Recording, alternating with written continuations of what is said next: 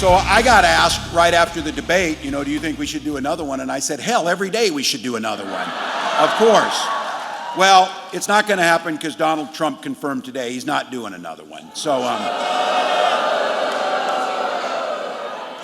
give him a little break. That one left a mark. So he's with it. So look, who he was on full display the other night. His true colors were out there.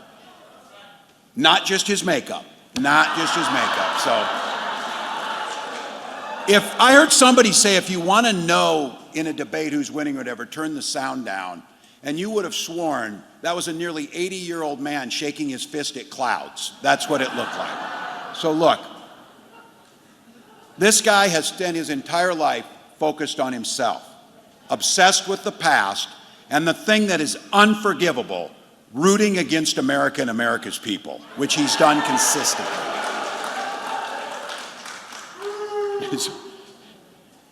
He said a lot of weird stuff too, so I'm just going to say that. And that was, you tell me you had this on your bingo card, and they're eating cats,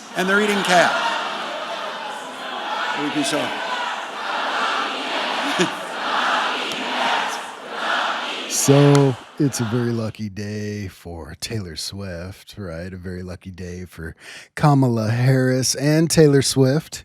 It's a very lucky day for America, Taylor Swift and Kamala Harris. A very unlucky day, though, for Donald Trump. Actually, can't be more of an unlucky day than September 10th. That was the worst. All right. So yesterday we had some technical issues that we were constantly being told about by you, our loyal listeners out there. So we had to take a work day. Everything is fixed now. The audio was apparently dropping out randomly, like it was like I was cursing, and it was self bleeping me. So we had to call in the big guns. They came out, they fixed it. It was a little piece of equipment. It's a little piece of equipment right here on my desk that has a bunch of buttons on it. And it was malfunctioning. So it was just doing weird things to itself, like Donald Trump did the other night. Except in my little studio, we don't have 67 million people watching my equipment fail. Holy crap. Now that is quite a number. 67 million people. 67 million. So I'm trying to stress how large of a number that is. The first debate between Joe Biden and Donald Trump, that garnered 50 million viewers. 50 million. Nobody gets that. This is how big this number is. On a good night, and I've told you this about 67 million times, right? So on a good night, Fox News gets about 3 million viewers. So that's why it's so strange to me. It's such a rumbling chain. It's a blockchain effect on American politics because very few people tune into that swill on Fox. Now, the other channels like CNN, MSNBC, they don't even get that. So they'll get maybe 1 million, sometimes 2 million, depending on what's in the news cycle. But most nights, it's right around 1 million. Sometimes, like not the cable channels, but the over-the-air channels like ABC, NBC, CBS, the main channels, that's where you're going to get like 8 million to 10 million viewers a night. People are living in just their own little information bubbles. So they're not realizing the numbers are so huge for nonpartisan media. You know, conservatives laugh because CNN pulls in 1 million viewers, right? Or MSNBC, 1 million viewers. And Fox has 3. And they're like, ha, ha, ha, loser, Fox is number 1. 67 million people watched that debate. Those are the numbers we're talking about. This is nonpartisan people, votes. This is who we're talking about. Forget about CNN. So anyway, my point is independent media becomes very important in situations like this.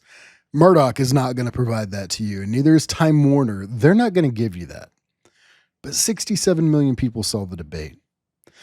I don't know what's more devastating to Donald Trump, watching the entire debate or the highlight reel. They're eating the pets. That was his quote. They're eating the pets. They're eating the dogs. You know how they have focus groups that are watching the debates and they have the dials, right? They hold these little remote control dials. And so when they think something good is happening, they'll like turn it one way. And when something bad is happening, they turn it the other way. And that dial, when he said, they're eating the dogs, I mean, whew, that thing, that dial, that line went off the freaking chart. People thought, they were just thinking, oh my God, there is no putting lipstick on that pig. In fact, Karl Rove wrote in the Wall Street Journal that exact statement. There is no putting lipstick on that pig. Donald Trump's debate, I was going to say debacle, but his debate performance was catastrophic. Catastrophic for Donald Trump. This strange narcissist that he is, the collapse that he's starting to feel, the wound he is suffering in full view for you and me to see on Tuesday night. That has made a mark. It definitely has. I mean, I just, it's really not funny. It did leave a mark. It was a narcissistic wound. You could see it the next day. Yesterday, he was out there saying that all the polls that he saw, which are like clickbait polls, right? They're like Elon Musk, or I could put one out too, something like that. Those are the polls he was looking at. Who won the debate? And he's giving off all these numbers. He can't even keep his numbers straight about the polls, but it just showed the polls that he's citing. He's saying he won like 90-10, something like that. Just ridiculous numbers, which are obviously not true. He said on Fox News it was like 92-7. Then on Fox News he said he won 72-6. I mean, those are different things. Those are different numbers. Those have nothing to do with reality. The true value of what happened here was that 67 million people watched it. I believe it was 65% of them around there. 63% believe Kamala Harris won. 37% though. That's just crazy. That's just crazy. So the truth is scarier than his fiction. So 37% of the people who saw that debate, they saw that angry old bloated baby who's still stuck on an election almost 5 years ago. They thought that he did a better job. And there is no explaining that to me. I'm sorry. There just isn't. I don't know what people see when they look at him. But I'll tell you that this pets thing, the pets thing has gone way, way, way, way, way over the line. I was watching last night to catch up. So I turned on MSNBC last night and this is what I hear. So basically what happened was the Springfield City Hall and there was other municipal facilities. They were shut down after receiving bomb threats. Haitian families in the community are now keeping their kids home from school. Oh my God. I mean, just staying home out of fear of racist violence, fear of your lives. One woman said her car had its windows broken, acid thrown on it, is what they told a reporter. She said, I'm going to have to move because this area is no longer good for me. She said, I can't even leave my house to go to Walmart. She said she's anxious and scared. So, I mean, freaking great, right? This is the real toll from the racist lie that he pushed. J.D. Vance and Donald Trump, this is what happens with lies like that. This is the lie. And Trump, by the way, is still repeating this lie just in the past few hours. He's still repeating it. He went to a rally the other night and he said again, that they're eating the pets. That's what's happening. The Haitians are eating dogs and cats and that he saw it. He watched it on TV. Actually, what it was that he was watching. And I can tell you now what it was because I found it. It's a YouTube video of a city council meeting in Springfield that happened right after a horrible tragedy. And I want to tell you the whole story of Springfield, Ohio, and what happened there, and how the city got revitalized by legal, I'm saying legal, not illegal, legal immigrants. So the migrants, they're saying the migrants were walking off with the town's geese. They're taking the geese. The geese, you know where the geese are in the park. They're in the lake. This is the stuff he's saying. So he's saying, people are walking off with their dogs. The dog's been stolen. He's saying these people are the worst people ever. It's just disgusting. And I think most people, when they hear this old man ranting about it, and they just know what it is. They know it's just an old man ranting. It's based on a false rumor that started on a Facebook page. It basically, by the right-wing media, it spread like wildfire late last month. So here's where it is. After a speaker at the Springfield City Commission meeting warned, crime and savagery only increased after the Haitian population was brought in. So he was immediately, it turned out that this guy that said this stuff was the leader of a neo-Nazi group calling itself Blood Pride. This guy was immediately kicked out of the meeting for his racist rant. But guess what? Now, they're taking all of those talking points from Donald Trump and the presidential campaign, the entire Republican Party, the Blood Pride guy ranting about the Haitians at the local committee meeting. This is now the voice of the entire Republican Party. Did you ever think there would be a day? It's just disgusting. It is sick and sad, but unfortunately very true. So here's the story of Springfield, Ohio. It's a city between Columbus and Dayton. Springfield was one of those industrial towns that for decades and decades, I mean, ever since I can remember, it was a shrinking Midwest town with pretty much no future that anybody could see, except for a couple people in the town who tried very hard to do this economic revitalization. They tried hard to lure businesses to Springfield in order to take over some closed down plants that were there. And so finally, and just so you know, when this occurred, it was in 2017. Donald Trump was president. So you just take it and you can go any way you want with that. I'll just tell you the facts, and you can fill your mind up with the pro-Trump or anti-Trump, whatever it is you want to do. But here's the facts about Springfield. In 2017, a Japanese auto parts manufacturer decided they were going to pick Springfield, Ohio for a new plant in a decaying part of the town. And they would be able to take over the site of an international harvester. So it's a farm equipment plant that was the biggest employer in Springfield. So they would move in there. In 2020, 3 years later, after that happened, Springfield, the economic developers who were in Springfield were able to attract a food service firm, a logistics company, a microchip manufacturer, and then a few other businesses. So now we're at a point where Springfield's created about 8,000 new jobs, which was unbelievable. That's excellent. So the man responsible for this is the vice president of economic development for the Greater Springfield Partnership. He executed the plan. His name is Horton Hobbs. So Horton Hobbs is responsible for the transformation of Springfield, Ohio.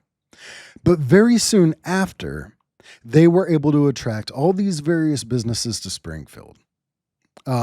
Springfield could not attract workers to work in these new plants and jobs, the microchip factory, logistics company, the welding company that was making all the auto parts, the metal company that was making auto parts. There weren't enough workers. Why? Because in Springfield, Ohio, many of the working age population had descended into addiction. They didn't show up for work. Others wouldn't take entry-level employment.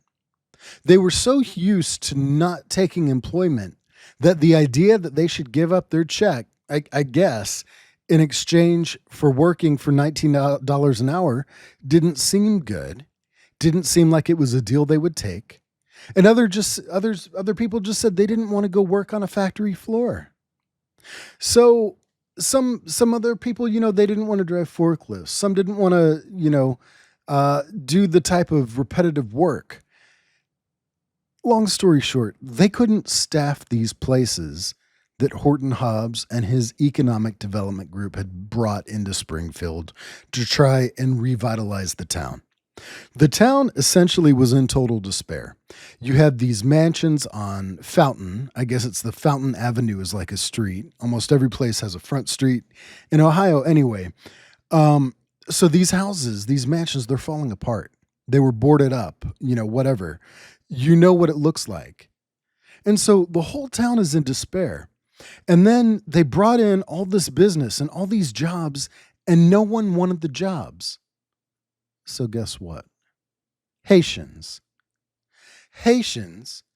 who were in Florida legally, Haitians in Georgia legally, mostly working, on tomato farms, who are in these states around legally, started to hear about the advertising that Springfield was saying they were well-paying blue-collar jobs, very low cost of living there, lower than in Florida, Georgia.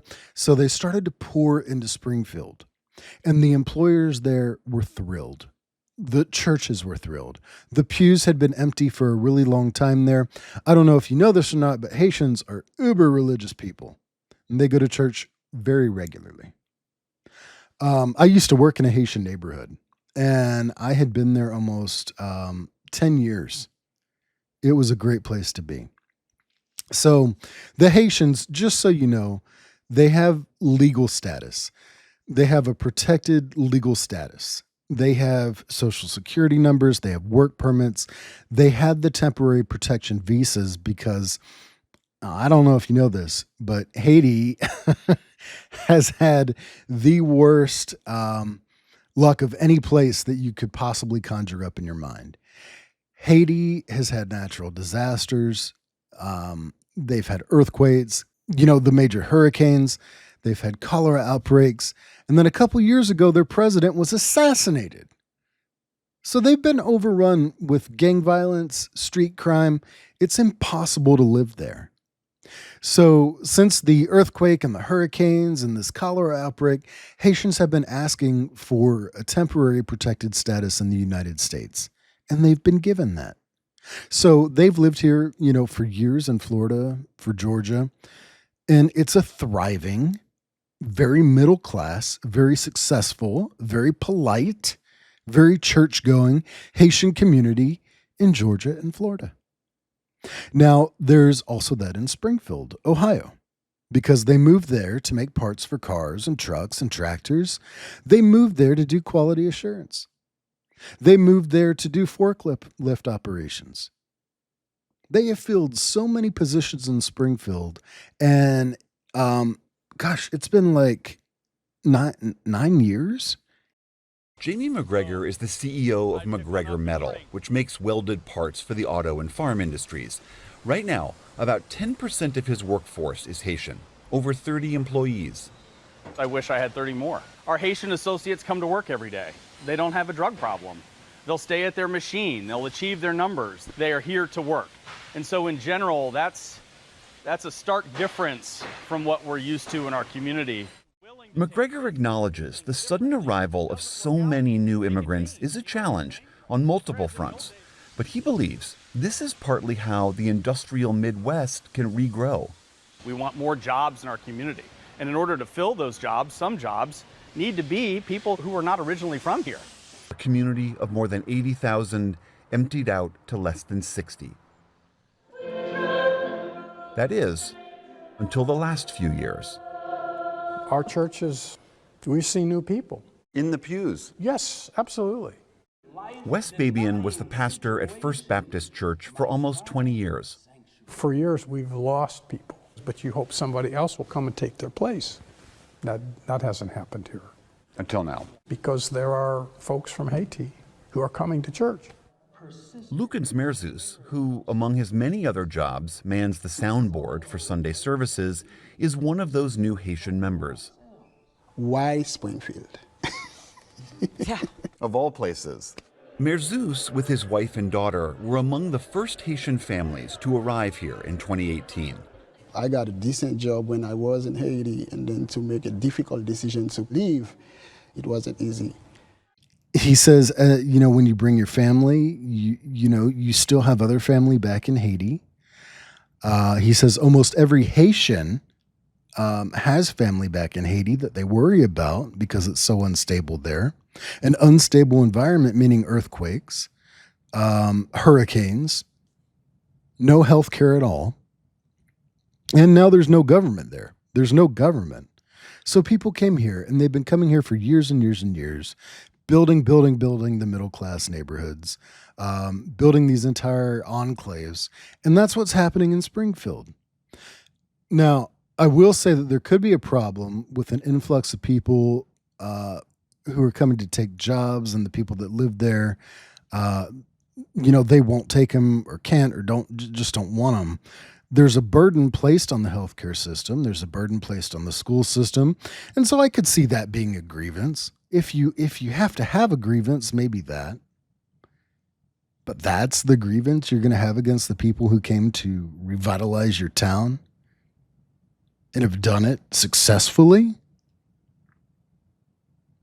So this is what spawned all this hatred. And it's a really sad story. It's a story that's been, I'll say it, it's been hijacked by neo-Nazis. That's who did it. I don't even want to name the group, but it's a neo-Nazi group that hijacked the story.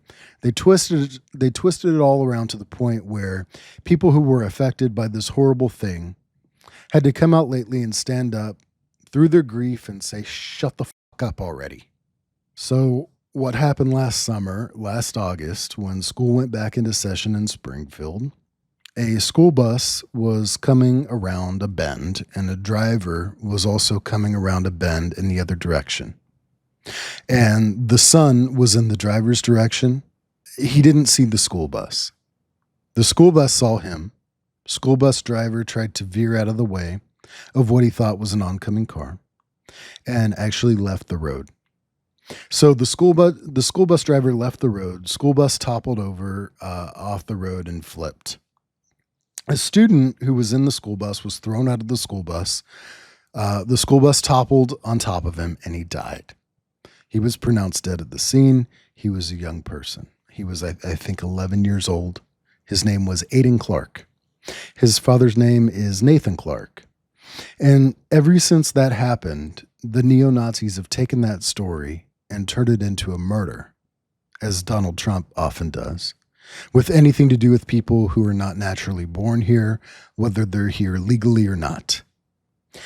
J.D. Vance characterizes the Haitian population in Springfield, and he says, and now this guy also is an Ohio senator, so he knows better, but he says, everybody's calling me from Springfield saying that they have, squatters on their lawn and, they're littering.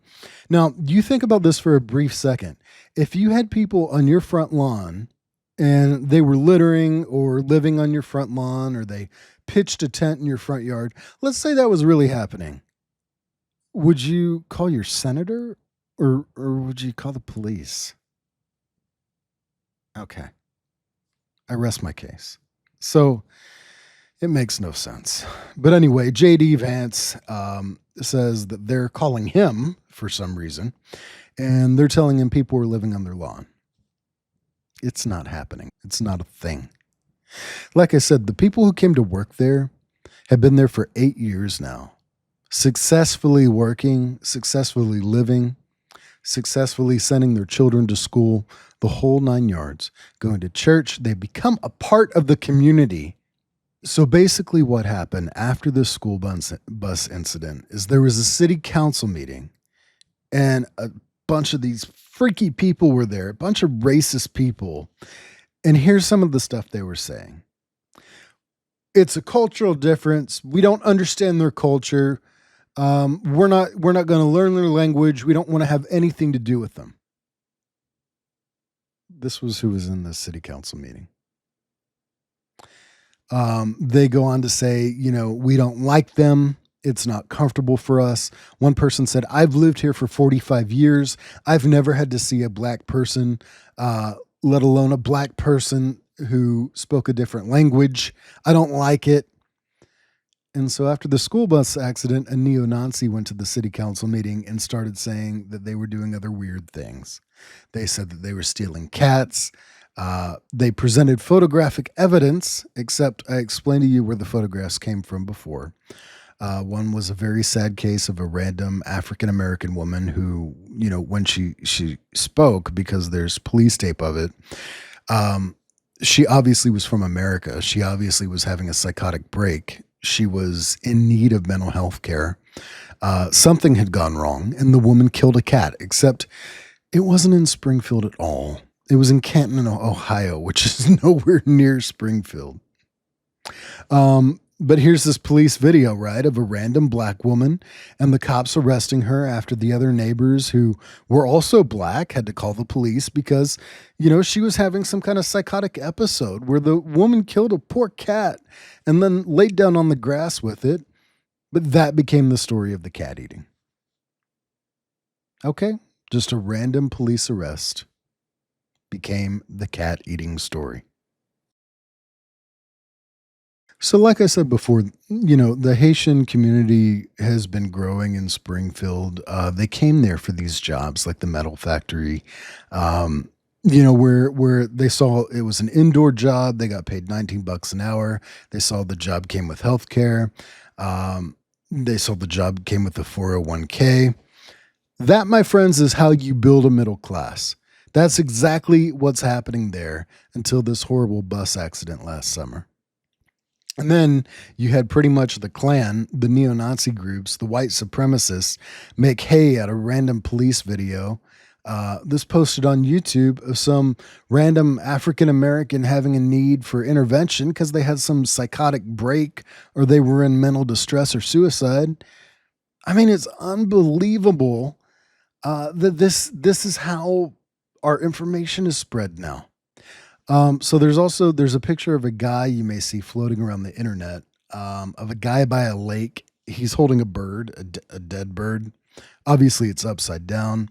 I'm assuming the bird is dead. It's a duck. That was also not in Springfield. That is a random picture of a dude doing something in the country.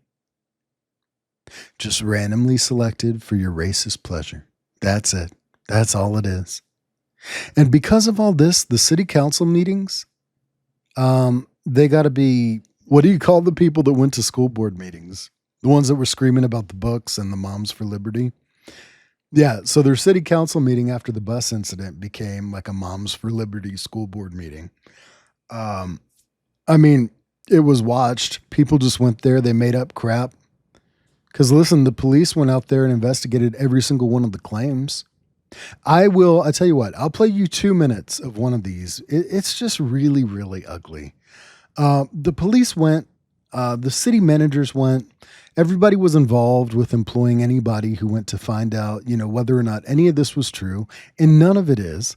There's no evidence of people camping out on people's lawns, no evidence of littering, no evidence of living in the street, no evidence of tents.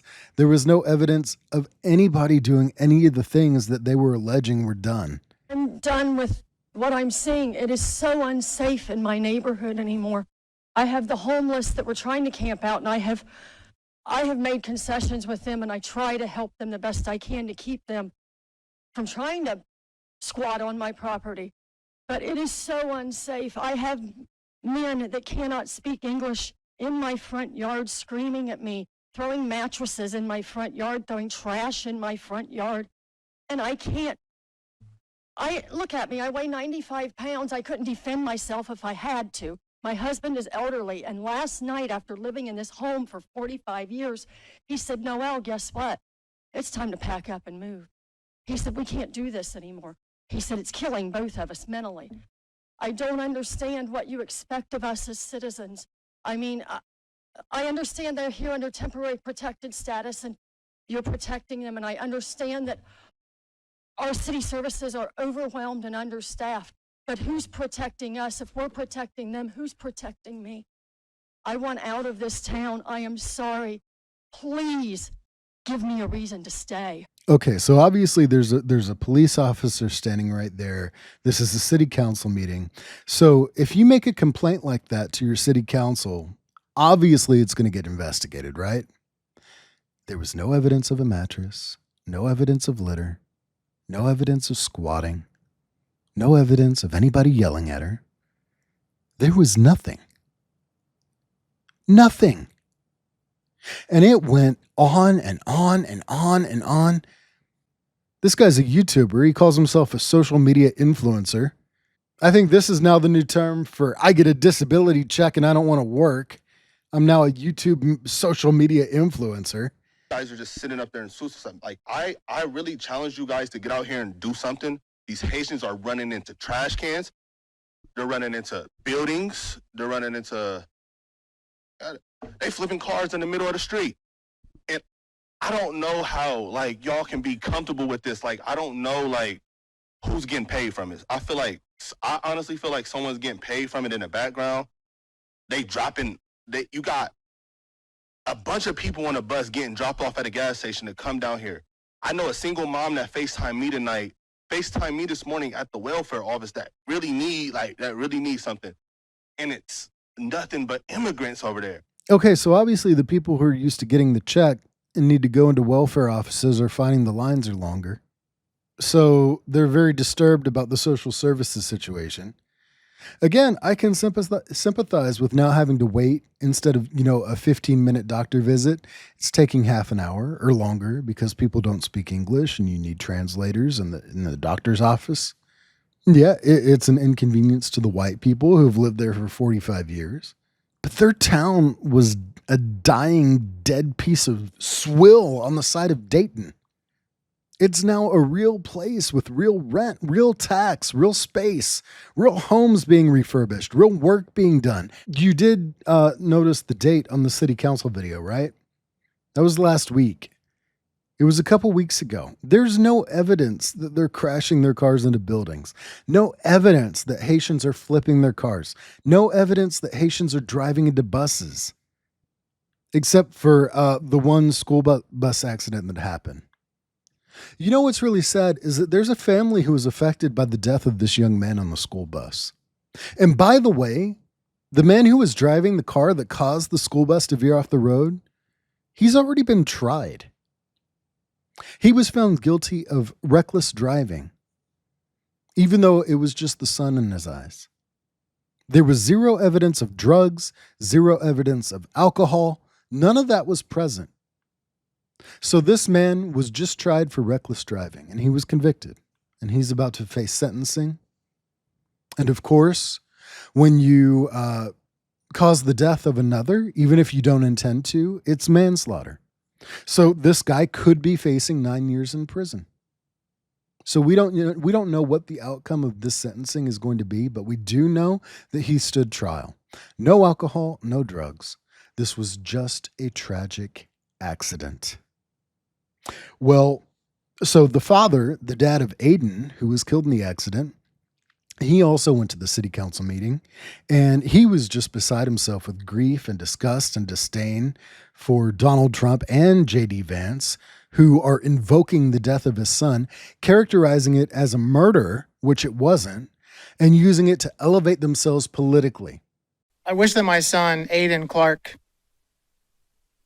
was killed by a 60-year-old white man. I bet you never thought anyone would ever say something so blunt. But if that guy killed my 11-year-old son, the incessant group of hate-spewing people would leave us alone. The last thing that we need is to have the worst day of our lives violently and constantly shoved in our faces. But even that's not good enough for them. They take it one step further. They make it seem as though our wonderful Aiden appreciates your hate, that we should follow their hate. And look what you've done to us. We have to get up here and beg them to stop. Using Aiden as a political tool is, to say the least, reprehensible for any political purpose. And speaking of morally bankrupt, politicians, Bernie Moreno, Chip Roy, J.D. Vance, and Donald Trump, they have spoken my son's name and used his death for political gain. This needs to stop now. They can vomit all the hate they want about illegal immigrants, the border crisis, and even untrue claims about fluffy pets being ravaged and eaten by community members. However, they are not allowed, nor have they ever been allowed to mention Aiden Clark from Springfield, Ohio. I will listen to them one more time to hear their apologies. To clear the air, my son, Aiden Clark, was not murdered. He was accidentally killed by an immigrant from Haiti. This tragedy is felt all over this community, the state, and even the nation. But don't spin this towards hate. In order to live like Aiden, you need to accept everyone. Choose to shine, make the difference, lead the way, and be the inspiration. How freaking sad is that? The guy lost his son last year. He's barely had time to properly grieve and go through the phases. Now he has to go to a city council meeting and invoke the name of the former president of the United States and his never will be vice president and say, I am so tired of them invoking my son's name for their own political gain. The vice president holding 2 post-debate rallies in North Carolina, a key battleground state that she hopes to turn blue for the first time since 2008. Harris welcoming a rematch. I believe we owe it to the voters to have another debate. Donald Trump campaigning in Arizona Thursday, defending his debate performance while attacking the administration over immigration. People said that I was angry at the debate. Angry. I was angry. And yes, I am angry. And vowing not to return to the stage with the vice president, despite previously agreeing to 3 debates this fall. Because we've done 2 debates and because they were successful, there will be no 3rd debate. Mr. Trump also mocking the moderators and complaining of unfair treatment. Those 2 people should be fired. The former president again pushing a false conspiracy theory that Haitian migrants in the town of Springfield, Ohio are stealing pets for food. They take in the geese. You know where the geese are? In the park, in the lake. And even walking off with their pets. My dog's been taken. My dog's been stolen. They're eating the pets. They're eating the dogs. They're eating the cats. How embarrassing for us that the entire world watches our country. We don't pay attention to anybody else because everybody here has a chip on their shoulder that we are the biggest, the baddest, the best freaking country in the world. That is true, but listen, the excuses, everybody, knowing what the Taliban has done to women or what Russia is doing in Ukraine, what's going on in Gaza. I mean, we pick and choose whatever we're interested in. It has nothing to do with any of that. The world watches us with devoted interest because obviously when the United States does well, all the other democracies' economies do well. Which is why it's so inexplicable that J.D. Vance actually offered his high school analysis of why America isn't great, I guess. If the path to prosperity was flooding your nation with low-wage immigrants, then Springfield, Ohio would be the most prosperous country and the most prosperous city in the world. America would be the most prosperous country in the world because Kamala Harris has flooded the country with 25 million legal aliens. What's actually happened is that over the past 3.5 years, while we've had this massive influx of illegal labor, what's happened? We've had skyrocketing inflation, Americans more dissatisfied with the direction of the country and the economy than they've been in a generation. All right. So I don't know what country he thinks is the greatest country in the world, but he just said that if flooding your country, which is just crazy language to say that migrants legally here decided to leave the tomato agriculture business in Florida and Georgia to go to Springfield to take welding jobs, to take jobs driving forklifts, to take quality control jobs, to do an enormous amount of investment in that community, that somehow America is not great or good? What country is he suggesting is the most prosperous? Because we are the most prosperous. Hence, everybody pays attention to us. We don't pay attention to them, but everybody pays attention to us. So when they see a candidate for the presidency stand on a stage and say that they're eating the pets, it kind of freaks them out because they think the U.S. has lost it. Also, does he really think that immigration has nothing to do with American prosperity? Most Americans disagree with that. By the way, most Americans also disagree with Donald Trump's decision to kill the bipartisan border bill that Kamala has pledged that she would sign if it came to her. So rather than have us talking about that, he wants us talking about people allegedly eating cats, which is not happening. The other thing they'll do, of course, is because this is a country of 300 million people, they'll probably sooner or later find some case where somebody's done something weird to a cat and try to make that into a reason to prolong this debate so we can talk about anything but Donald Trump's track record of destroying jobs in the country, destroying, the right to choose, the fact, if given the chance, he'll do a national ban. He'll do it again. He would double down on it.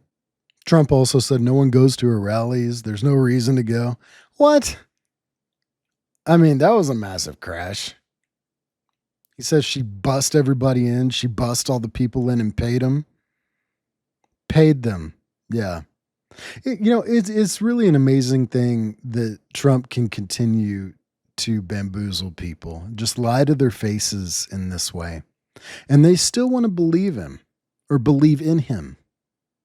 I don't really understand which part of America still believes him and which part still wants to believe him but doesn't. But it's so sad. I guess 37% of 67 million people, whatever that number is, because that's how many people watched. And 37% is the amount of people that said Donald Trump actually won that thing with absolutely no plan for anything. And then they have the nerve to swivel around on their little kitten heels, these Fox News women, and then they say, oh, well, what's Kamala's plan for health care? What's Kamala's tax plan? What's Kamala's plan for securing the border? It's very easy. It's answerable. It's knowledgeable. She put out her tax plan, and her tax plan raises taxes on no one making under $400,000 a year. But it does raise taxes on the corporate tax rate from 21% to 28%, which is still lower than it was before Donald Trump came in and lowered it to 21%. You have these just the most profitable businesses on the planet paying, 7%, 3% in taxes. And you know what? She's like, no, we need a minimum mandatory tax, 15%, and then a wealth tax for people who make over $50 million a year. You remember when Donald Trump called Hillary Clinton a nasty woman? You remember that moment? Let me just refresh your mind what they were talking about in that moment. So what spawned that little exchange was Hillary Clinton was saying in her tax plan, people who were paying into Social Security would not stop paying into Social Security when they hit $160,000 because that was, I think it still is, that's the threshold where your obligation to pay into Social Security ended. You didn't have to pay another cent after 160. And that's what she was saying. We have to raise the threshold. It would affect guys like Donald Trump if he ever paid his taxes. And that's when he interrupted her and said, "What a nasty woman. You're such a nasty woman." That's what was going on. Kamala's tax plan, we have it for you. It's on the website. You can Google it. It's there. In fact, all of her policy plans are out there. They're all available. You can read through them if you care. They're all digestible. They're all served up in pretty easy to understand format. She has a plan that would raise revenue so that we could have things like childcare, universal pre-K. It's basically the Elizabeth Warren view on taxation. that it would not be regressive, meaning it would hit the lowest income earners the hardest. That's Trump's tax plan. He didn't want to talk about it, if you noticed. Trump's tax plan actually increases $1,000 a year the amount of taxes people making between $50,000 a year would have to pay. It increases taxes on people making below $300,000 a year. So when you get $2,000 and $300,000, that's when you start to save $15,000 a year on taxes. That's Donald Trump's plan. And how is that good for you? He didn't say one thing, what he would do to make life better for the American people. Not once. Remember after he came down the golden escalator, he said, this would be easy. This is going to be easy. I have a healthcare plan. I'll have that on day one. That was 9 years ago. But look, it's progress, apparently. He has concepts of a plan. It's clear Donald Trump has no plan for you.